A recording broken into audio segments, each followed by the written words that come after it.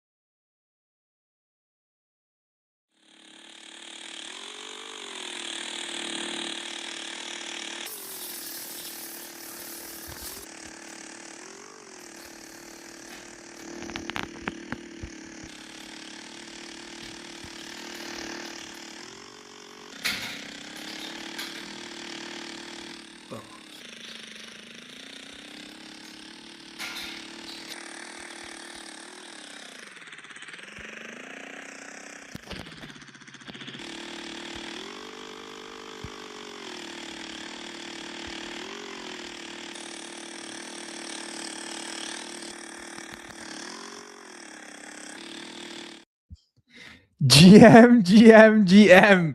My man Bert, what is going on, brother? How are you today? Oh, you're muted. Let me see. How about now? Can I hear you? Now I can hear you loud and clear, man. What's going on, man? How are you today? All good, bro. All good. Thanks for playing that little clip, man. That little early gameplay from Death Race. Cheers for that. And thank you so much for having me on, man. Really appreciate it, bro. Really looking forward to getting stuck in, man. Talking Yeah, about all man. things bikers and Solana gaming. Yeah, I'm excited to deep dive like what you're building. Like how did you get here? Like what made you want to bring this like Grand Theft Auto Death Race with like Mario Kart monsters? Like, dude, like man, so many different games have gone through my head while I was watching that. And I think I'll date myself as a 38-year-old here to like back in the day in PlayStation, some of the old school games, right? We haven't seen a biker racer type like slasher type game yet in a long time, and it's pretty nostalgic to almost see it. So there was Road Rash. There was Road Rash. Did you play Road Rash? Road Rash is exactly it, man. Do you remember those days, man? The chain, the kicking the leg, all those things, man. Oh man. But to walk me through, man, how did you guys come up with the concept of bringing this to Web3? Well, it kind of started in reverse. Like, it started with the NFT collection. Like, NFTs were popping off 4 years ago, and I thought I've got to get a piece of that, you know? So, you know, Wiggly Worms would mint out and raise $1 million on a Tuesday. You're like, oh my God, like, that's not cool. Why don't I just make bad bikers that cool, you know? But Mr. Mania had to like deep dive into utility, like provide extra value. And originally started with like a animated series plan. But then, you know, looked to, just because that's more my forte, like I studied film and whatnot. But then looked at gaming and like just saw a massive opportunity there. Like, obviously, like Road Rash was very successful before its sequel that was kind of just like a boring rehash. Do you know what I mean? But it wasn't unsuccessful because like there wasn't demand for it. It was just so like repetitive and like same level and not that much going on.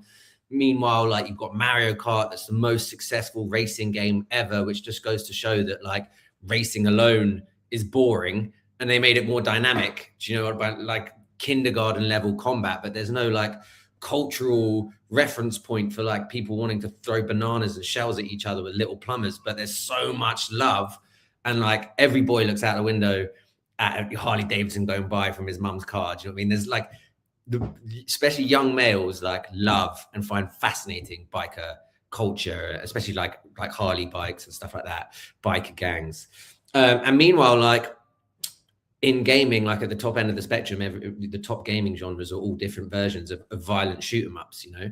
So it was kind of a no-brainer to bridge that gap and do a violent shoot 'em up version of the kind of beloved Mario Kart gameplay, you know? So you can call it many different things: Road Rash on steroids, Mario Kart meets Grand Theft Auto, sprinkling of Mad Max, or just Mario Kart for the big boys, you know? At the end of the day, like racing and shooting is kind of like the best of both worlds for a gamer. It's just extra adrenaline, extra dopamine, and seemed like a no-brainer, you know? It's been like a tricky road, lots of bumps to get here, but now we're finally building it indie, and it's just looking dope, you know? And big thanks to Glitchcraft Studio while I'm at it, you know? They're really shipping for us, and yeah, so far so good, man. As you can see, it's early days, but it's looking dope. Yeah, well, you know, it's funny you just mentioned the studio. Talk to us a little bit about that, because I was just going to ask, like, what was the game experience or like the team experience to be building this? Because I mean, just looking quickly at the trailer, it looks like you guys, like, this isn't your first almost rodeo, but you just mentioned the studio, so maybe it helps me understand, like, who are you guys like collaborating with to bring this to market? Sure. Like, I'm not a game developer, you know, so we had to originally, like, I made a very cheap MVP a while ago, which just kind of looked crap, you know, for bootstrapped. It was like back in 2021 when the bar and the level for specifically Web3 games was so low, you could kind of get away with it. But it just wasn't worth even going. Like, it was just the concept and the potential was so strong. Like, why put that out? And then I was hoping to kind of raise a shitload of money through NFTs to make this with the AAA games developers, like I said, Port Studio, that have like co-produced Call of Duty and stuff like that. But the idea of like the amount I needed to raise in the NFT climate when I'd have kind of an relative unknown, was just unrealistic. And eventually, Aesthetica, do you know him from Launch My NFT? He said, hey man, this guy King Boo Boo, their studio Glitchcraft, you know, they're making some really cool indie. Can you hear my kid screaming out there? Is that coming through the microphone? No. A little bit, but don't worry. They're making some really cool, really high quality games, you know, small indie studio.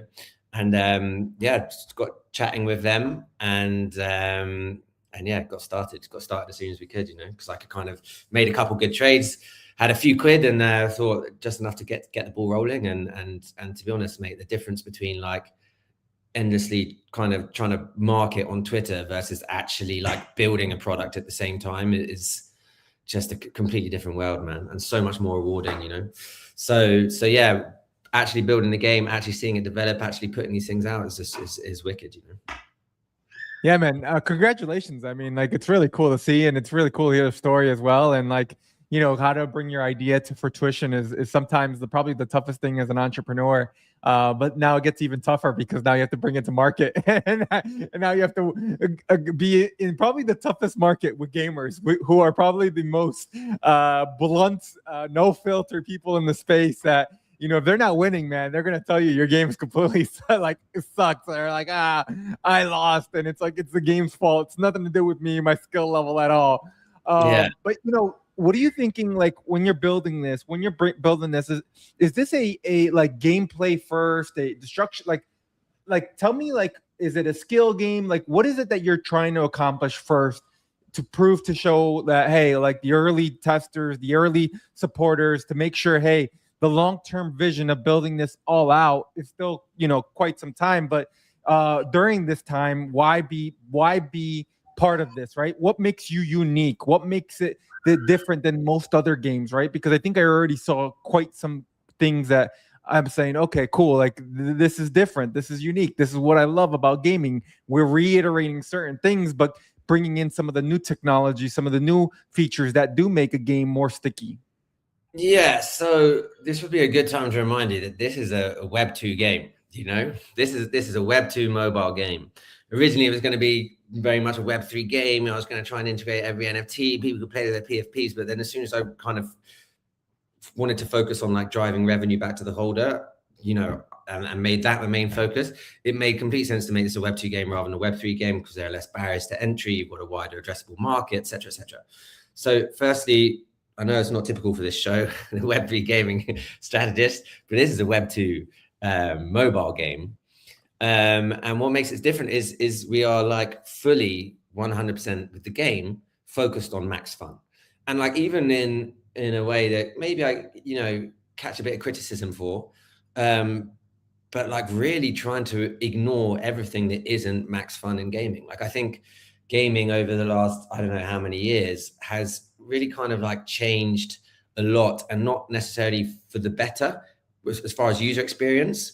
Now, like everyone has a free to play game and they're always just trying to milk you at every turn within the game. And there's also this kind of like focus on digital consumerism in game, on accessorizing, on like what your character wears.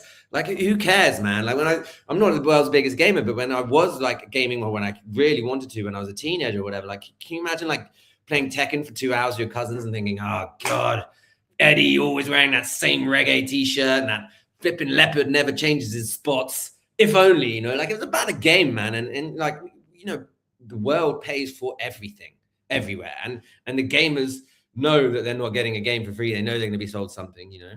And we're 100% winding back. That's why we make it a $15 a year subscription, you know, so we can completely avoid all these in-game advertising, in-game marketplace, hyper financialization, focus on in-game economies, trying to financialize and monetize every corner and turn of the game. Instead, we're literally just focused on making this game loop that I said, like Mario Kart for the big boys, as true to that premise as possible and as fun as it, you know, has every right to be. Because if it's that fun, you know, like the sky's the limit as far as like the game's actual success. And then, you know, that's what we promise to our community is to focus on that. And if that happens, well, then they're earning. Do you know what I mean? As co-owners of the game within this new ecosystem model we're pioneering that treats our NFT holders as like almost like co-owners of the game. We call them Go NFTs, game owning NFTs, where they'll get 81% of net revenues, everything after App Store and Play Store. I mean, I'll call it IP. I'll call it, royalties deliverables, just for like SEC contentious issues. And then they're going to have to sign off that everyone knows everything. And we can get into that later if that's of interest to you. But we're essentially giving 81% of net revenues to our holders. And we allow it. So if you want to play the game and have a lot of fun, play the game. If you want to earn, help us grow, because that's financially sustainable apart from anything else. Like growth is what brings in the bacon. You know, you like a lot of Web3 games, I think have failed because of promises around the kind of economy of things that you can all earn. It's like a restaurant. You can't invite people to eat for free and pay them to come unless they're going to bring a shitload of people paying customers afterwards. Do you know what I mean? So that's kind of the system we focus on. And again, it's enabled us to really like make the game all about max fun and allow people to earn in a sustainable fashion and like probably financially incentivize them to help us grow and help us reach the numbers and help us get the reach, you know, that a game with that kind of premise of Mario Kart for the big boys deserves. Sorry, a bit of a ramble, but I Yeah. hope that. Well, I mean, I guess it's Web 2.5, right? Almost, because I mean, the game itself is Web 2, but the community aspect and the involvement of the community to get the fundraising, to get the community support, marketing, to build the community is the Web 3 side of it. And I think, Yeah, like, I it's do think that Web3 facilitated, you know.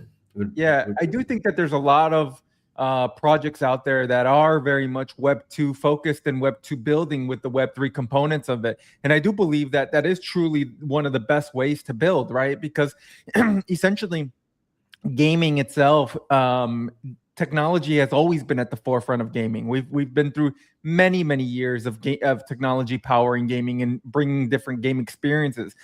Blockchain is doing that as well, right? From a marketplace and assets to, again, the community aspect of being able to fundraise. So I do believe that, like, the game itself never has to change. The dynamics of the game and the game, like, foundations are still being driven by the game itself being fun, right? Like, it has to be fun.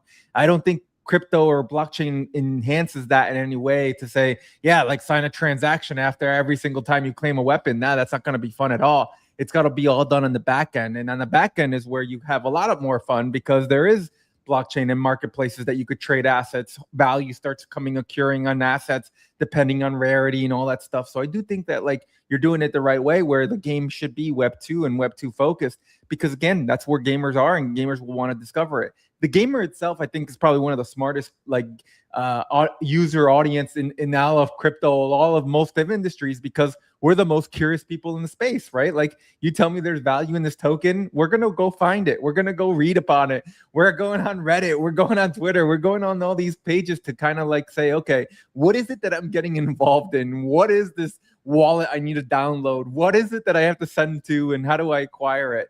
And But so I that's think like that Web3 gamers more than gamer gamers. Do you know what I mean? For a lot of gamer gamers and just people out there in the world that still don't even know what Bitcoin is, all that stuff is, like, aggressively off-putting.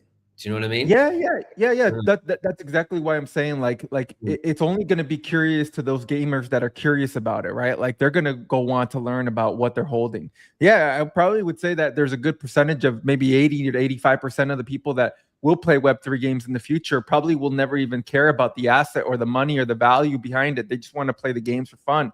I mean, you look at so many games nowadays that have financial incentives, and they're just like, yeah, whatever. I just want to play. Let me get another spin. Let me get another roll into this. And so I think it's really cool. Now let me, like, get back back to the game, because I know I got carried away. Like, you mentioned a little bit, like, where you guys are. Where does the first alpha beta iteration of what we just saw, like, when is that going to be polished? Or maybe, like, when do you guys turn on marketing or revenue? Because I know that you mentioned, like, the revenue aspect of it. Like, maybe walk us through maybe a roadmap to get us better to, like, understand what are expecting and when to expect it. Sure. So this is kind of a rough roadmap, but we hope Rough, to good. conclude. Don't ever set any expectations. We don't like that. We hope to conclude this MVP probably this time next month, when it should be kind of polished, more in line with, like, our conventional bad biker IP. Yeah, everything kind of looking wicked, feeling wicked, playing wicked.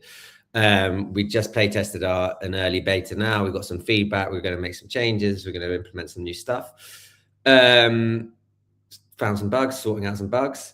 We will be doing a Genesis mint, what we call Los Primos. Los Primos, you're Hispanic, right? Los Primos, cousin, Yeah. also the first in other Latin languages. So it was a really good name for our Genesis collection. They're pixel art PFPs. Their utility, they won't be game owning NFTs, but we're going to set them up so that if you mint, you can register your App Store, Play Store email address, right? And you'll get 3 years free game.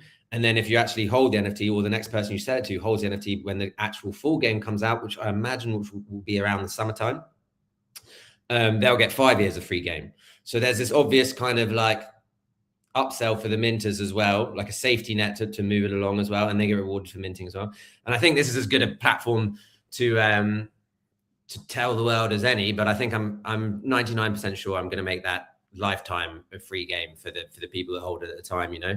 So those minters are really, like, Guaranteed, because NFTs have been pretty brutal for a lot of holders. Do you know what I mean? And people like that kind of safety net moving forward, and you know, another reason to hold the NFT as well. So yeah, Los Primos, that gives us some kind of essentially chugging along capital, man. I'm bootstrapped. I'm a solo founder. We're also doing something really cool where we're like gamifying that mint. I sent you that Harley Davidson, right? So we're sending you some pictures of the Harley Davidson. I think so. Well, you in remember. the chat, yeah. Check the media we got sent over, bro. It's in the media kit, mate. Okay. We've got an IRL, a real life Harley Davidson Softail Heritage. It was already customed. We Bad Biker customized it some more. We've got our like logo, like this little logo. Can you see that? You know, Bad Biker logo now, man. Coolest logo in the business, man. We made it organic. It's flying. It's like popping out of the headlight of the motorbike. Do you know what I mean? We've also got the knuckle dusters cut out the rear fender, spikes on the handlebars and axles, and our logo on the petrol tank, everything like that. It's looking wicked, man. So we'll be raffling that off to the holders, along with some merch, some little signet rings, some looks like a knuckle duster, but for legal reasons, this is a paperweight. Some dope leather jackets with like blue leopard skin interior, man, a bunch of sick merch, NFTs, stuff like that. Really gamifying that mint process. We want to come in with a bang and show people that we're doing differently, not just tell people we're doing differently. That's what the IRL Harley Davidson is about.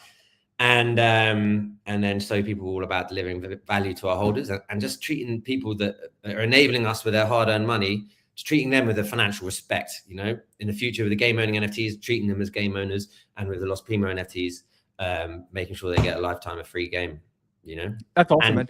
Even if they sell it, getting 3 years of free game, you know. Yeah. Look, back to the game though itself. So like, tell us about like what you're thinking about the game from some what we're seeing. Like, is there going to be like maybe to walk us through a little bit of the game loop or the game play, the dynamics? How many maps? Was it racing, leaderboards? What are we expecting in the game? Like, what's the competition? Like, what are we actually like the achievements that we're looking to do within the game? And like, how do we, you know, again, when it does come live as well, like how do we get access to the game? Where is it going to be available? So I know, sorry, a million questions there, but I'm excited about it. Sure. If I miss one of them out, just remind me. So the game will be available everywhere as a Web 2 mobile game. They're kind of nothing stopping it being available everywhere. App Store, Play Store, potentially on our website, the DApp Store of Solana. We're going to probably we might even leave the MVP on the Seeker phone just for a bit more Solana support. But then the real game will come out on the App Store, Play Store, and Steam. What was the other parts of the question? Game loop. So yeah, originally it was just super focused on like the Mario Kart loop for the big boys. But we wanted to make it like even more dynamic and even more exciting, you know. So we've got like a lot of NPCs, bandits attacking bikers on the road. The lore of the game is quite cool. It's basically like it's set in post-apocalyptic times, and the only reason all these bikers survived is because they received micro nuclear exposure in the motorcycle factory where they were developing some new nuclear powered tech or whatever. And this doesn't make any scientific sense, but it's just sensical enough for a game lore. Do you know what I mean? They developed antibodies to the radiation. A little bit of radiation created the antibodies, you know. So basically everyone in the biker factory and their mums' families and a few people that bought bikes in town are all left over. And the animals that are left over in this post-apocalyptic world have mutated, you know, they're all flipping rabid, supersized, and they all like bikers for lunch, dinner, and breakfast, you know. So that's all really exciting. So you've got like plenty of like race maps within essentially like an open world, or maybe like multiple open worlds with different maps within them. Right now we've got a 10K squared open world with 20K of track, 3 different racetracks around it, and like 4 different game modes. But in the future, way more racetracks and like different places rather than just one open world. And the other, race mode. We'll also have team races, so you can like have gangs, and it just matters which member of your gang crosses the line first. Kind of like when you go paintballing and it's a capture the flag. It's not everyone wins; it's the last person standing in the team or whatever. Then we also have like a point-to-point race system, which is also really cool. So it's kind of off-road, and you can go anywhere, and you can choose your direction. And there are plenty of rabid mutated animals there. You know, it's kind of like a Paris-Dakar. but a bit smaller. You have to hit certain checkpoints, but there's no kind of one track. And then we'll have kind of like a kind of deathmatch arena, just last person standing, drive around, you know, but we're still kind of fine tuning that because of the turning access. It's not kind of, it's a bit finicky right now. We're experimenting with a few things. We also want to push kind of offline multiplayer. I really would prefer because like I've got a 1-year-old kid, man. Do you know what I mean? Like I love him being outside in the park. Like I don't really want to like push the next generation of like iPad attached children. Do you know what I mean? Like I'd like people touching grass and that, you know, like what I like about this game right now or why I focused on mobile, one of the reasons is it's not to like suck away the life outside, but more to save you from your commute on the train, on the bus, in the taxi, in the waiting room, waiting for this, whatever, you know, like it's in your pocket, it's screaming, have fun with me for 7 minutes while you're doing this mundane part of life that we all have to go through, whatever it is, you know. What am I bloody banging on about, mate? I've forgotten your question and forgotten where I was going with that thought. Yeah, multiplayer on offline. Like it's cooler. Like the world is kind of focused on like online multiplayer. And one of Mario Kart's main success facets or temples was like how much they focused on like offline multiplayer. It's cool to play games with your friends, you know.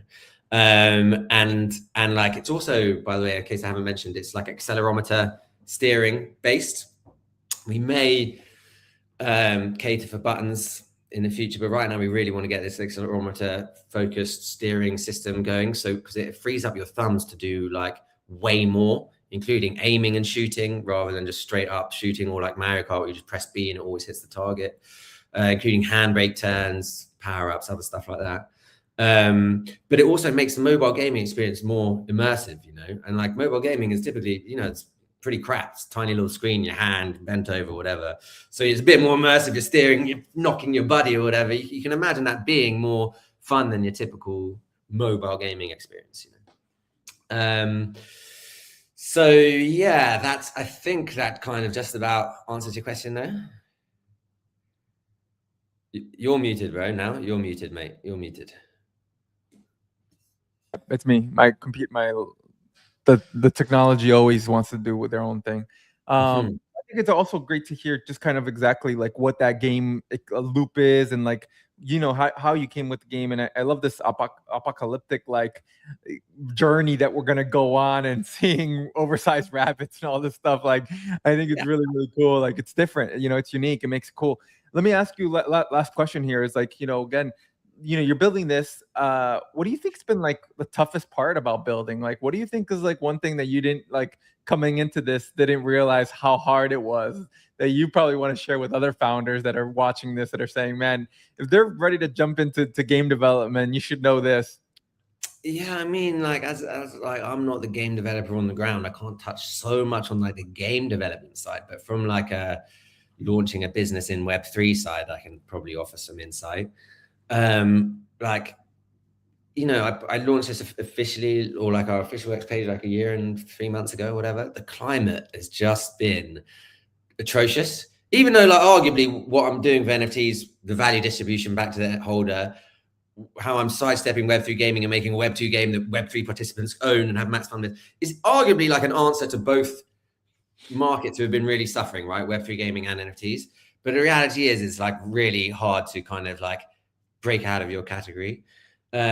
It's really, you know, it's tough marketing anything in Web3. It's really tough when you're like me and you don't really like social media and you're used to just be on Twitter to look at tips and never even wrote a comment in your life because you're just, you know what I mean? It's just not your vibe. Suddenly, like your visibility and your credibility is important, you know, your network, who you're rubbing shoulders with, getting on spaces. So it's good to do all that stuff, founder funnel stuff. What other insight can I offer? Yeah, no, I mean, it's always good to hear, like, you know, I think like some of the stuff like trials and tribulations of founder, you know, A lot of people think it's easy. A lot of people think it's something that like, hey man, I'll just kind of put the stuff into Chat GPT and I'll talk to it and it'll help me get my idea and get to execute. But yeah, it's not that as easy once you start actually get the balls rolling and you start realizing that there's a lot more issues than what Chat GPT told you. And it's like, okay, well now I actually need the actual GDD for the game, and then hey, the GDD for the game maybe has to change because maybe we're gonna do multiplayer and it's gonna go offline and now all these things have to like, this octopus starts being built of a game that you're just like, man, like, all right, we got to get more hands on deck to figure out, hey, like, what exactly does this entail? How do we get this? And then the cost, right? Cost is something that like I think maybe sometimes always gets undervalued. It's like, oh yeah, it's only going to cost us this. Next thing you know, it's like 6 months in, it's like, yeah, we need double that to get to where we need to get to. What actually kind of happened to me a lot, like I had a little bit of cash marketing to get these NFTs over the line. We'd get down to like my last 1,000, we'd like trade it up to 8,000. I was like, why didn't I trade the whole fucking thing? Like I could have been building the game, da da da. So if you can trade your little money bag up to more, it helps, And I thought that was kind of irresponsible, but actually, like, that happened 2-3 times. I was like, why didn't I just do that with a big bag at the beginning rather than drip it on? KOL is a pretty tough ROI, man, especially when you don't know what you're doing and you're kind of dependent on them. I'd recommend a platform like Zeely for more kind of ROI on the ground early than KOLs when you're trying to get your name out there, but also just partnerships as well. Like I'm put out, man. Like people don't just want to help you because your idea is cool. It's a harsh reality. Even if your idea is as cool as Bad Bikers and Death Race, people are like, well, scratch my back first, So we're doing a lot of one-on-ones for different communities, and people love that. It's just it's pretty simple, but people love that. What else, man? What other? But so, yeah, like game dev advice is better off asking my game devs. And from a founder that isn't a game dev, find sick game devs. Like I'm super lucky with Glitchcraft Studio. And yeah, don't go to Glitchcraft Studio because I'm keeping them busy for a while, maybe, but get yourself some sick game devs. That makes life a lot easier, and make sure that they're excited about your project, man, because that can't be faked. And when people are excited about your project, they just, work doesn't seem like work and they pump it, they ship. Yeah. What are some key dates that we should be aware of? Like when is things going to be releasing so we can start marking on the calendar? NFTs are launching soon. So like, what do you have that 2-3 weeks out? When do you have Los Primos NFT? Hopefully in a month, sorry. Hopefully we should have the game looking how the game will look and have an actual gameplay trailer, which would be really cool. Have you seen the AI trailer, Jorge? Yeah. The AI trailer is already pretty sick, and that was made 8 months ago. So we're going to kind of redo some AI video stuff, some AI film stuff, cut in the gameplay. So that trailer should look banging. End line. There's a big difference between owning a piece in a game versus owning a piece of a game. Yeah. What else? How do we make sure? Where should we kind of have our notifications on? Are you guys doing everything through Twitter, or is there a website? Like, what's the best way to make sure that we don't miss out on anything? Yeah, Twitter's definitely best. Put your notifications on. Follow us, Bad Bikers. Follow me, Bad Biker. We just started a Twitter community. I keep actually forgetting to post from the Twitter community and just post from my official account. I think social media is not my forte. I'm not that boomer. That sounded like atrociously, awfully boomer to say in a Web3 streaming, but like just forgot to post on the community a couple times, guys. But yeah, follow along Bad Bikers, man. That's where and also one last thing. Jump into our Discord. And if you're going to mint an NFT, which you'd be fucking stupid, no financial advice, but you'd be fucking stupid not to mint a Los Primos NFT. Attach your X account to our Engage bot in Discord, and you'll get a multiplier on all the raffle tickets you get for minting the Los Primos NFT. And the earlier you mint, the more raffle tickets you get. If you mint more of them, you get raffle tickets with a multiplier. So, our absolute brand value is like we reward people that help us grow, at this stage, at every stage, and in every way we can. Yeah, man. Congratulations to you guys. Congrats on everything. I'm excited for what you guys are building. I'll make sure I have my notifications on. I will make sure that day when the game comes out, I'll take the day off to make sure that I'm in the community. I'm in the Discord. I'm challenging everyone. And as you know, I'm the #1 gamer in Solana. So, no one could beat me. So I'll be a #1 on the leaderboard. Have you got an Android phone? Man, I got it all. What do you want me to do, man? Come and test the game with us, bro. I'll send you the next APK, man. Come on, you gotta looking have good. the Solana secret phone, man. Oh, I don't know. Solana Seeker phone, I think it needs an extra layer of porting that we'll do when the MVP is actually live. We have an Android All right. phone down there as well. I got the Android Solana phone, man. Nice. But yeah, man, excited for what you guys are building. We'll make sure we go follow Bad Bikers. We'll make sure we keep our notifications on. We'll join the Discord. And yeah, man, next when the game is live, let's run it back and let's check it out. Let's play the game and get involved with the community.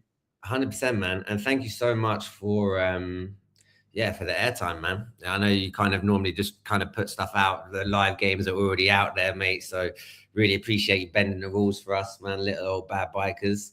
But yeah, man, massively appreciate it, man. This all helps, you know. Yeah, man. And like I said, when it's live, let's run it back and let's get back on the show. Yeah, bro, 100%, man. Definitely, bro. It's been a pleasure, man. Is there anything else to be said, man? Any other questions, anything like that? Am I leaving anything? No, man. Just keep the notifications on, and we'll make sure that we tune back in a month or so. Nice, 100%, man. Fly with the brother.